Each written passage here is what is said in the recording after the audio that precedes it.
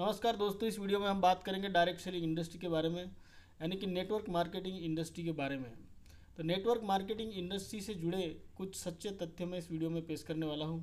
लेकिन उससे पहले मैं एक बात क्लियर कर देना चाहता हूं कि मार्केट में दो तरह की नेटवर्क मार्केटिंग कंपनियां एग्जिस्ट करती है। एक लीगल और दूसरी इलीगल। ये एक कंपनी वो होती है जो लीगल तरीके से काम करती है, ऑनेस्टी के साथ काम करती है, मार्केट में लॉन्ग टाइम तक बने रहना चाहती है, अपने कस्टमर्स को सेटिस्फाइड करना चाहती है।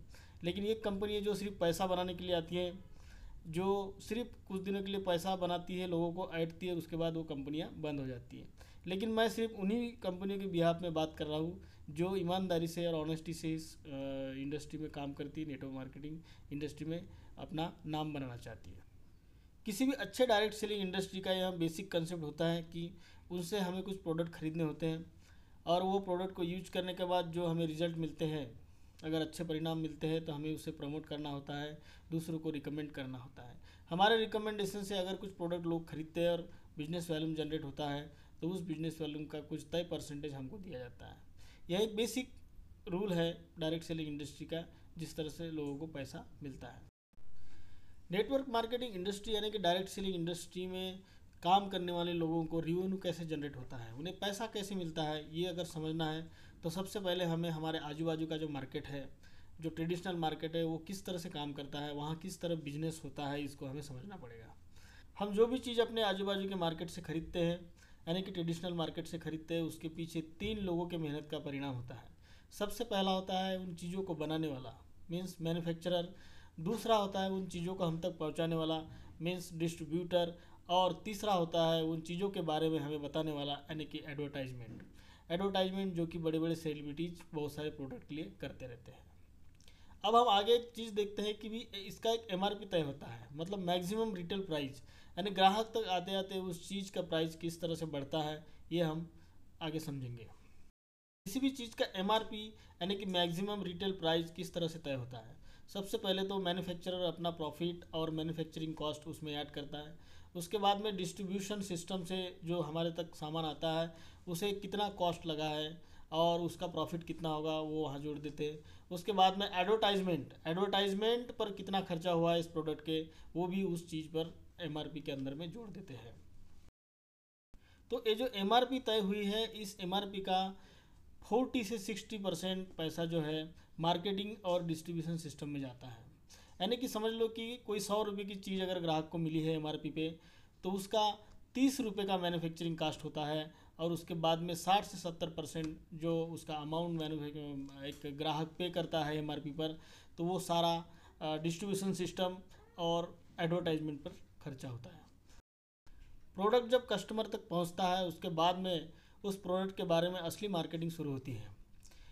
सबसे पहले प्रोडक्ट को कस्टमर यूज करता है, अगर उसे अच्छे परिणाम मिलते हैं तो उसकी वो पॉजिटिव मार्केटिंग करता है, सबको बताने से चूकता नहीं कि ये बहुत अच्छी चीज़ है, इसे यूज करो। उसमें उसका कोई फ़ायदा होता नहीं, फिर भी वो चीज़ें इसके बारे में शेयर करते रहता है लोगों से। लेकिन वही प्रोडक्ट अगर उसे अच्छा ना लगे, उसके परिणाम उसे अच्छे ना लगे, तो उसकी वो निगेटिव मार्केटिंग भी करता है कि ये चीज़ मत खरीदो, ये कुछ अच्छी नहीं है, इसमें कुछ दम नहीं है। प्रोडक्ट अगर एक ब्रांड के रूप में इस्टेब्लिश होता है तो उसके पीछे सबसे बड़ा हाथ होता है ग्राहक का। ग्राहक ही उसे एक ब्रांड बनाते हैं। कोई प्रोडक्ट किसी कस्टमर के पास पहुंचता है तभी उसका असली मार्केटिंग चालू होता है। वहीं से उसकी उस प्रोडक्ट की जर्नी होती है कि वो कहाँ तक पहुंचेगा, कितना पॉपुलर होगा और आगे चल के क्या वो ब्रांड बन पाएगा। तो सबसे पहले हम देखते हैं एक एग्जाम्पल, इसके लिए एक एग्जाम्पल लेते हैं हम। जो टीवी में जो ऐड आता है श्री अमिताभ बच्चन जी का, नवरत्न तेल ठंडा ठंडा कूल कूल, वो उसमें बोलते हैं कि भाई नवरत्न तेल लगाइए सर में, ठंडा ठंडा कूल लगेगा, एकदम ठंडा हो जाएगा आपका सर। उसके बाद में आपको नींद भी अच्छी आ जाएंगी, सर दर्द भी ख़त्म हो जाएगा, टेंशन भी ख़त्म हो जाएंगी। इस ऐड को देखकर एक आदमी, एक ग्राहक वो तेल को खरीदता है और उसे लगाता है। लगाने के बाद उसे पता चलता है कि हाँ सही में इसमें वो क्वालिटी है जो श्री अमिताभ बच्चन जी ने बताया है। तो बोलता है कि हाँ यार, इतना बड़ा आदमी झूठ कैसे बोलेगा, सही में ये ठंडा ठंडा कूल कूल करता है और उसके बाद में नींद भी बहुत अच्छी आती है। तो वो 4 दुआएं देंगे श्री अमिताभ बच्चन जी को, बोलेगा यार सही बताया था उस आदमी ने, बहुत ज़बरदस्त प्रोडक्ट है, मज़ा आ गई।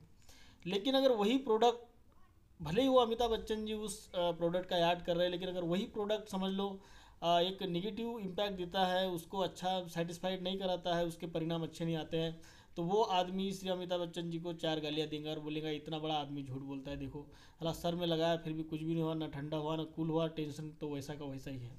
ठीक है। तो सबसे कहने का मतलब ये है कि प्रोडक्ट का क्वालिटी ही मैटर करता है, वो ये मैटर नहीं करता कि वो उसे कौन प्रमोट कर रहा है, वो किस कंपनी का है। तो ये जो जितने भी प्रोडक्ट बनते हैं वो ब्रांड होने के पीछे, उनको ब्रांड बनाने के पीछे कस्टमर का ही हाथ होता है। अगर क्वालिटी बेस्ट है तो ही कस्टमर उसको एक्सेप्ट करता है और आगे फॉरवर्ड करता है। अगर उसे वो ब्रांड पसंद आया तो उसकी तारीफ़ करेगा, 4 लोगों को बताएगा, जबकि उसे पता है कि उसका कोई फ़ायदा नहीं है। और कस्टमर तो इतना भोला है कि उसे ये भी पता नहीं कि भाई ये एडवर्टाइजमेंट करने के बाद में मेरा इसमें कोई फ़ायदा है या नहीं, ये कंपनी का फ़ायदा होता है, ये भी उसे पता नहीं होता है। वो फ्री में ही खुश होकर के उस प्रोडक्ट को यूज करके सामने प्रमोट करता है। तो इसी कंसेप्ट को ध्यान में रखकर एक कस्टमर का जो प्रमोशनल पावर है उसको ध्यान में रखकर इस कंसेप्ट को, डायरेक्ट सेलिंग कंसेप्ट को बनाया गया कि भाई क्यों ना एक आधा product, quality product direct customer तक पहुंचाया जाए और उसका डिस्ट्रीब्यूशन का और उसका प्रमोशन का, मतलब कि वो वितरण भी खुद करे और उसका प्रमोशन भी करे, लोगों को रिकमेंड भी करे। ये अगर दोनों अधिकार देते हैं तो ऐसे भी किसी प्रोडक्ट का अच्छा सेल हो सकता है, वो एक ब्रांड के रूप में उसका अच्छा बिजनेस हो सकता है। और जो ग्राहक फ्री में अपना प्रमोशन किया करता था कि कोई चीज़ अगर उसे जब पसंद आती थी उसके बाद में उसका फ्री में प्रमोशन करता था, तो उसके बदले भी उसे कुछ पैसा मिले, मतलब उसके मेहनत का पैसा उसे मिले। तो इसी कंसेप्ट के ऊपर डायरेक्ट सेलिंग इंडस्ट्री काम करती है। ये इसकी सच्चाई है, एकदम रियलिटी है। और एक बात यह है कि इतना पैसा डायरेक्ट सेलिंग कंपनी अपने डिस्ट्रीब्यूटर्स को कैसे देती है, कैसे लोग इसमें लाखों करोड़ों रुपए भी कमा लेते हैं, इसके बारे में जानते हैं। जो अपना मार्केट है, ट्रेडिशनल मार्केट है, उसमें लोगों को चीज़ें पहुंचाने के लिए डिस्ट्रीब्यूशन सिस्टम रहता है और एडवर्टाइजमेंट करने के लिए बड़े बड़े सेलिब्रिटीज़ को ब्रांड एम्बेसडर बनाया जाता है और उनके थ्रू उसका एडवर्टाइजमेंट करके लोगों तक उस प्रोडक्ट के बारे में जानकारी पहुंचाई जाती है। तो इन दो प्रोसीजर में, डिस्ट्रीब्यूशन सिस्टम और लोगों को उस प्रोडक्ट के बारे में बताने में ही 40 to 60% जो पैसा जो MRP का जो जाता है वो वहाँ खर्चा होता है। तो डायरेक्ट सेलिंग में ये दो चीज़ें नहीं रहती, इसे एलिमिनेट कर दिया जाता है। जो जो डिस्ट्रीब्यूटर होता है वही कस्टमर होता है। कस्टमर के पास डायरेक्ट कंपनी से उस ब्रांड का बना हुआ माल या प्रोडक्ट डायरेक्ट उनके आउटलेट पे जाता है, आउटलेट से निकल करके सीधा कस्टमर के हाथ में पहुंचता है। तो कस्टमर उसको प्रमोट करता है, लोगों को बताता है उसके बारे में, रिजल्ट आते तो सामने प्रमोट करता है। जो ट्रेडिशनल मार्केट में जो डिस्ट्रीब्यूशन सिस्टम और एडवर्टाइजमेंट पे जो पैसा खर्चा होता था वो इस डायरेक्ट सेलिंग इंडस्ट्री में बच रहा है और वही पैसा है जो डिस्ट्रीब्यूटर को बांटा जाता है। अब हम बात करते हैं कि इंडिया में डायरेक्ट सेलिंग इंडस्ट्री इतनी बदनाम क्यों है, इसके बारे में लोग सुनते ही बोलते हैं कि इससे दूर ही रहो, ये बेकार चीज़ है।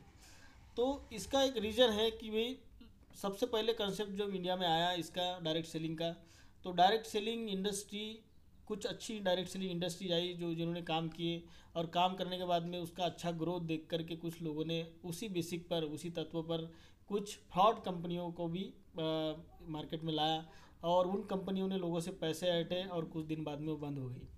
तो उसका इम्पैक्ट लोगों पे ये गिरा कि डायरेक्ट सेलिंग नाम की कंपनियां जो होती है, ये नेटवर्क मार्केटिंग नाम की जो कंपनियां होती है, ये बहुत बेकार होती है, ये लोगों को ठगती है और ये पैसा नहीं देती, लोगों से 10 की चीज़ 50 में बेचने वाला काम करती है और चूतिया बना करके निकल जाती है। आगे बात करेंगे कि डायरेक्ट सेलिंग कंपनियों से जो प्रोडक्ट बेचे जाते हैं वो क्या ज़रूरत से ज़्यादा महंगे होते हैं। इसको समझने के लिए हम सोसाइटी में फाइनेंशियल कंडीशन के हिसाब से 3 क्लासेस है। एक होता है सबसे लोअर क्लास, उसके बाद में मीडियम क्लास और उसके बाद में हाई क्लास। तो लोअर क्लास एक फाइनेंशियल तरीके से कमज़ोर होता है, उसके पास में पैसा होता नहीं, गरीब आदमी होता है वो, तो वो उसे अपने हिसाब से ही उसे कुछ चीज़ें चाहिए होती है। उसके बाद में मीडियम क्लास होता है, उसके बाद में होता है हाई क्लास। तो इन 3 क्लासेस के लोगों को ध्यान में रखते हुए मैन्युफैक्चरर्स जो है, जो मार्केट की अपॉर्चुनिटी को देखते हुए, मार्केट के कस्टमर्स को देखते हुए 3 तरह के कस्टमर मिलते हैं, एक गरीब, एक मीडियम और एक हाई क्लास वाले। तो इन कस्टमर को ध्यान में रखते हुए कंपनियां भी उसी तरह की क्वालिटी की चीज़ें उनको प्रोवाइड करती है जो कि वो अफोर्ड कर सके। तो 3 तरह की प्रोडक्ट्स बनते हैं, एक हाई क्वालिटी प्रोडक्ट, एक मीडियम क्वालिटी प्रोडक्ट और एक लो क्वालिटी प्रोडक्ट। तो डायरेक्ट सेलिंग कंपनियां किस तरीके के प्रोडक्ट मार्केट में लाती हैं, इसके ऊपर बात करेंगे कि डायरेक्ट सेलिंग कंपनियों के पास में एक ही जरिया होता है अपने प्रोडक्ट को प्रमोट करने का, उन्हें डिस्ट्रीब्यूशन करने का। उनकी क्वालिटी, प्रोडक्ट की क्वालिटी ही सबसे अगर बेस्ट होगी तो वो सामने मैन टू मैन उसका प्रमोशन होगा, लोगों को पसंद आएंगी तो उसको आगे अप्रोच मिलेगा और उसका मार्केट बढ़ेगा। तो quality based product direct selling कंपनियां बनाती है, और अगर अच्छी क्वालिटी प्रोवाइड करती है तो उसका पैसा भी, उसका रेट भी, उसका वैल्यूम भी, उसका प्राइस भी ज़्यादा रहेगा। यही एक कारण होता है कि डायरेक्ट सेलिंग कंपनियों के जो प्रोडक्ट होते हैं उनका क्वालिटी अच्छा होता है, बेस्ट क्वालिटी के होते हैं, और इसके वजह से उसके रेट भी ज़्यादा होते हैं। लेकिन जो आदमी लोअर क्लास है, जो एक छोटी क्वालिटी की चीज़ें यूज करता है तो उसे वो महंगे लगते हैं, और जो आदमी जो सबसे हाई क्लास है, जो ऊपर है, जो इससे भी अच्छी महंगी क्वालिटी की चीज़ें यूज करता है, तो उसे ये प्रोडक्ट उसके उनके बराबर या उससे सस्ते भी लग सकते हैं। क्या डायरेक्ट सेलिंग इंडस्ट्री में अपने प्रोडक्ट के बारे में झूठे कमेंटमेंट करके प्रोडक्ट बेचे जाते हैं? तो इस जवाब को पता करने के लिए, इसके बारे में जानने के लिए हम सामने कुछ चीज़ें देखेंगे। कोई भी ईमानदार और authentic company, direct selling company कभी भी अपने डिस्ट्रीब्यूटर्स को ये नहीं कहती कि इसके बारे में रॉन्ग कमेंटमेंट करके लोगों को ये प्रोडक्ट बेचे। अब ये बात अलग है कि कुछ लोग उसमें जो काम करते हैं वो अपना बिजनेस वैल्यूम जनरेट करने के लिए, बनाने के लिए 2 के 4 कह के अपने प्रोडक्ट्स को प्रमोट करते होंगे और उसको बेचते होंगे। ऐसा डिस्ट्रीब्यूटर करता है तो उसके फीडबैक भी उसे जल्दी ही पता चलते हैं, उसका रिएक्शन भी उसे देखने मिलता है कि भाई उसके प्रोडक्ट के बारे में जो नेगेटिव फीडबैक आता है उसके बिजनेस पर भी उसका परिणाम होता है। अगर हमें किसी ईमानदार, सच्चे, काबिल और ऑथेंटिक तरीके से काम करने वाले डायरेक्ट सेलिंग इंडस्ट्री के बारे में जानना है तो उसके लिए क्या क्या मापदंड होते हैं, हम क्या क्या चीज़ें, कौन से पॉइंट्स हम उसके पता कर सकते हैं जिससे हमें पता चले कि ये सही में अच्छी कंपनी है, एक ईमानदारी से, ऑनेस्टी से काम करती है। तो कुछ legal documents direct selling companies के होते हैं। वो सबसे पहले है members of FDSA, federation of direct selling association. दूसरा है member of FICCI, federation of Indian chamber of commerce and industries. तीसरा है क्वालिटी मैनेजमेंट सिस्टम, ISO का सर्टिफिकेशन उस कंपनी के पास होना चाहिए। Certification of incorporation, government of India, company act 1956, उसके तहत भी वो कंपनी रजिस्टर होना चाहिए। Pan card of company, company का पैन कार्ड होना चाहिए। उसके बाद गैजेटी ऑफ इंडियन गवर्नमेंट, भारत सरकार का राजपत्र प्राप्त भी उस कंपनी को यदि हो तो वो बहुत ही बेस्ट कंपनी होती है। और सातवां है GST नंबर, कंपनी का GST नंबर होना चाहिए और वो कंपनी गवर्नमेंट्स को सारे टैक्सेस पे करती होनी चाहिए। ये सारे कुछ 6-7 पॉइंट है जिस पर हमने बात की। तो ये अगर हम वेरीफाई करते हैं तो वो कंपनी लीगल हो सकती है, ऑनेस्ट कंपनी हो सकती है। कोई भी व्यक्ति यदि आपके पास आकर किसी डायरेक्ट सेलिंग कंपनी के बारे में बताता है तो ये 6 या 7 पॉइंट आप ध्यान में रख कर के उस कंपनी के बारे में पूछ सकते हैं। इसे आप मोबाइल पर, इंटरनेट के थ्रू भी जान सकते हैं कि उस कंपनी के पास में सर्टिफिकेशन है कि नहीं है।